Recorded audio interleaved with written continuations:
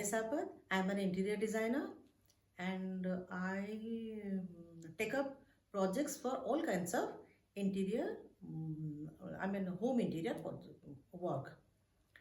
And I design this project, and also I execute them right from ceiling to flooring, everything I do. So welcome to my channel, Rani's Design and Decor. And in today's video, I'm going to tell you something about bathroom, the uses of bathroom, and what are the main thing that you keep into consideration while you are making a bathroom.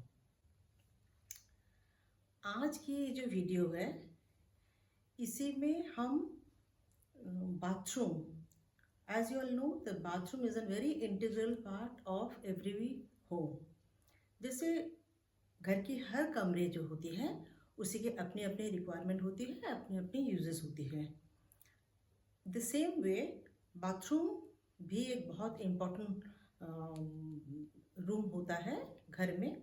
And उसी को जब construction चल रहा होता है, अगर उसी time आप उसी में वो डिज़ाइन लेआउट जो होती है उसको अगर उसी टाइम आप तैयारियां करें तो आपकी बाथरूम की जो डिज़ाइन है बहुत वो बहुत यूज़फुल रहता है. देयर आर सर्टेन टिप्स जो कि आपको हमेशा दिमाग में रखना चाहिए जब आप एक बाथरूम बनाते हैं. पहले तो जैसे आजकल बाथरूम को वॉशरूम भी बहुत कहते हैं, लेकिन जो वॉशरूम के जो कॉन्सेप्ट है वो अभी 10-15 सालों से ही यूज़ किए जा रहा है. Otherwise it is bathroom only, क्योंकि वॉशरूम जो होती है वो एनी पब्लिक एरिया होता है, जैसे मॉल्स हो गया, होटल्स हो गई, एंड मतलब एनी पब्लिक एरिया आप जिसको कहते हैं उसी में जो होता है. वॉशरूम जो होती है उसी में एक WC होती है, WC होता है, एक आपकी सिंक होती है, एंड एक मिरर होता है.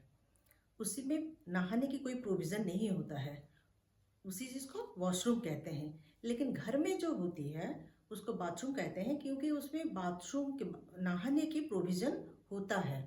वेदर इट इज़ सा क्यूबिकल, वेदर इट इज सा पैनल, या ऑर्डिनरी आपकी जैसे होती है टैप एंड बाल्टी, नहाने की जो भी ज़रूरतें होती हैं वो होता है, उसी को बाथरूम कहते हैं.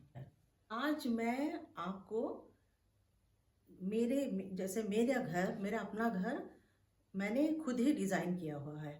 एंड मैंने फ्रॉम द वेरी बिगिनिंग मैंने बहुत छोटी छोटी जो चीज़ होती है, एक बाथरूम की रिक्वायरमेंट जो होती है उसी को रख के उसी को मैंने फिर जैसे होती है ना एक नोट डाउन करके क्या क्या चीज़ किस तरीके से होना चाहिए वो हमने करके उसी को किया है. वैसे बाथरूम जो होता है उसे that topic is a very vast topic, उसके में बहुत सारी चीज़ें आती है. And most important thing and in जो होता है कुछ वेरी इंपॉर्टेंट जो होती है उसी के बारे में मैं आज बोलूँगी, क्योंकि मेरा जो अपना घर है उसी में मैं 3 बाथरूम आपको दिखाऊंगी.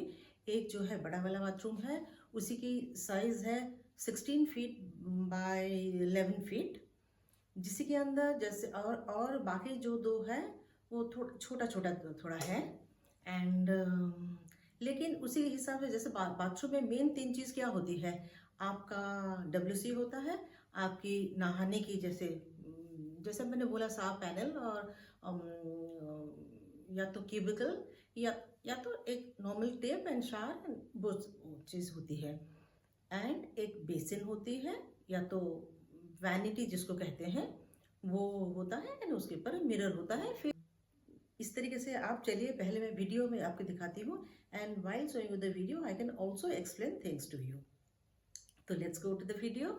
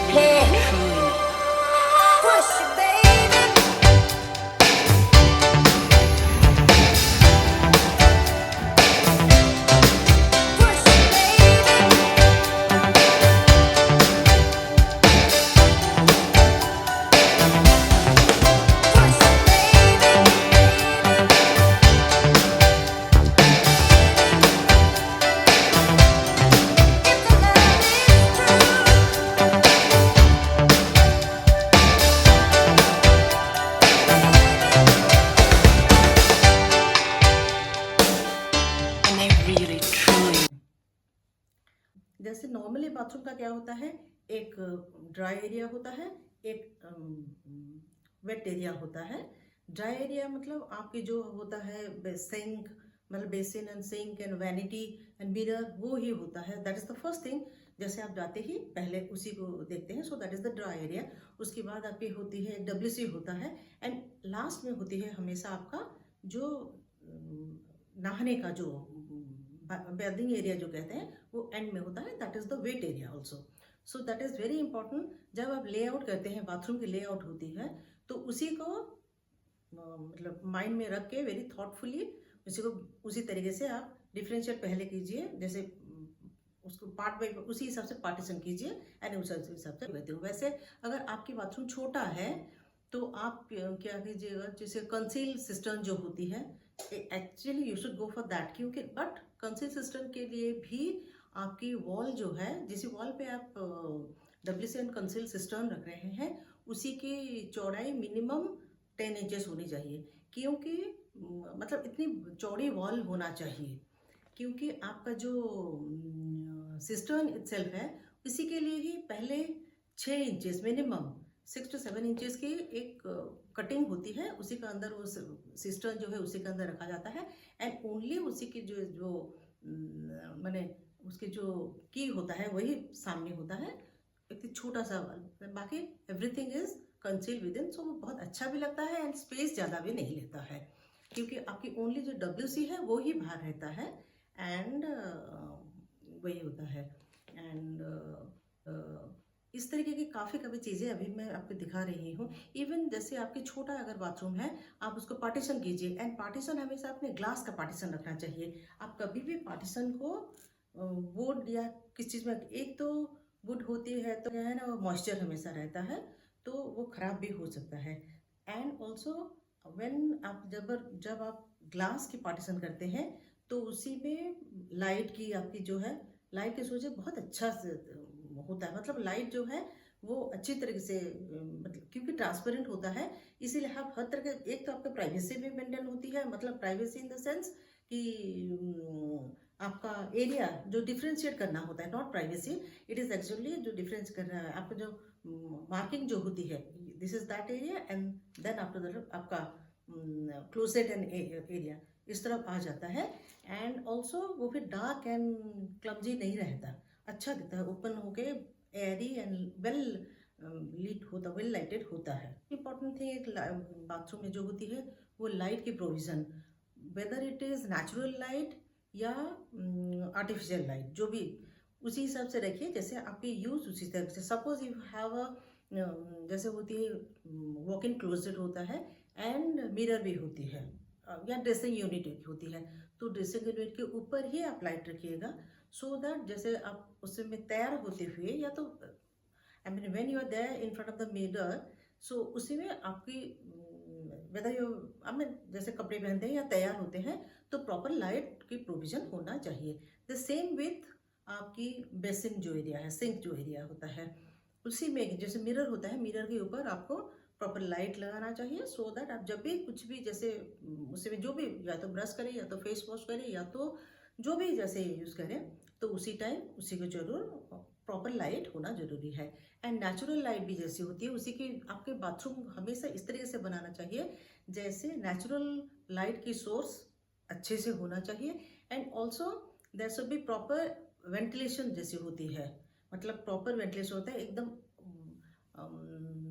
जैसे होता है ना बंद हो गए उस तरीके से नहीं किया, क्योंकि उसके बाथरूम में यूजुअल होता है हमेशा पानी चीज़ की होती है, तो उसी में थोड़ा सा जैसे स्मेल ये सब रहता है, तो प्रॉपर वेंटिलेशन अगर होती है तो वो सब रहता भी नहीं है। एंड हमेशा बाथरूम की अगर आप एक विंडो रखते हैं, उसी को नॉर्मल से थोड़ा ज़्यादा हाइट में रखना चाहिए, so that normal I mean बाहर से जैसे ना दिखे। एंड अभी आते हैं जैसे आपकी जो सिंक की हाइट क्या होना चाहिए, एक जो बेसिन होता है, बेसिन का हाइट क्या होना चाहिए, नॉर्मली वही होता है 31 इंचेस से 34, जब सबसे ज़्यादा होता है 34 इंचेस की होती है, उसी हिसाब से डिपेंडिंग अपॉन द यूजेस, मतलब छोटा बच्चा यूज़ करता है या किस तरीके से, बहुत बड़ा आदमी एंड टॉल एंड हाइट के हिसाब से भी उसी उनकी यूज़ के हिसाब से इसी इतनी में this is the height actually from 31 to 34 inches, उसी एरिया में आपको रखना चाहिए।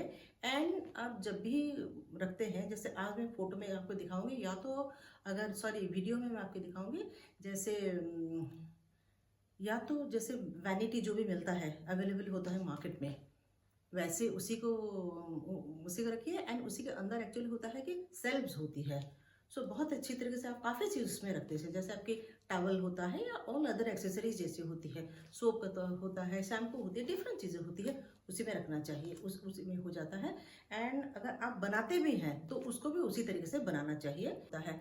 अगर आपके बाथरूम में साइज बड़े हैं then you can go for different चीज़ें, जैसे बैक टब होता है, या तो जैसे आपकी जकूजी होता है, या सोना, डिफरेंट चीज़ें, वो तो उसकी कोई एंड नहीं है, आप जितने खर्चा करना चाहते हो उस हिसाब से होता है।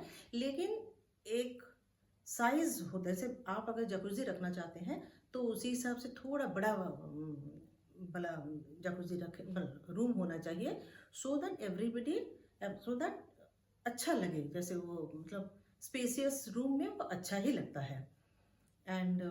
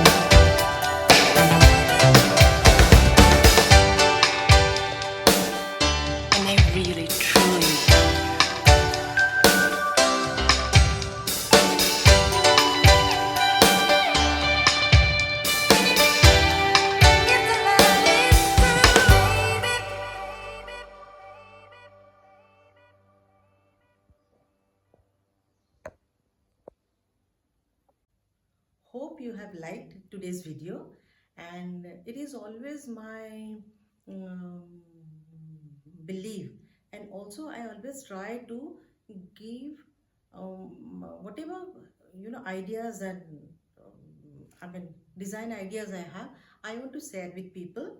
And if that will be of any help to anyone, then I'll be very more than happy. Please do let me know how do you like this video, and also subscribe to my channel, and share it also with all those people you thought will be useful for them.